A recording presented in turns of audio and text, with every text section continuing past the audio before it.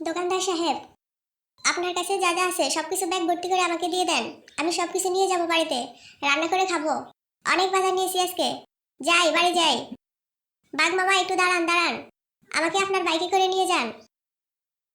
আমরা একটা গর্তের মধ্যে পড়ে গেলাম। ওয়াও, এগুলি কি? ওয়াও, এগুলো তো স্বর্ণ। এগুলো দিয়ে তো আমরা অনেক বড়লোক হয়ে যাব।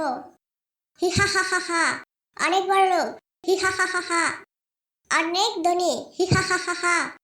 অনেক বড়লোক।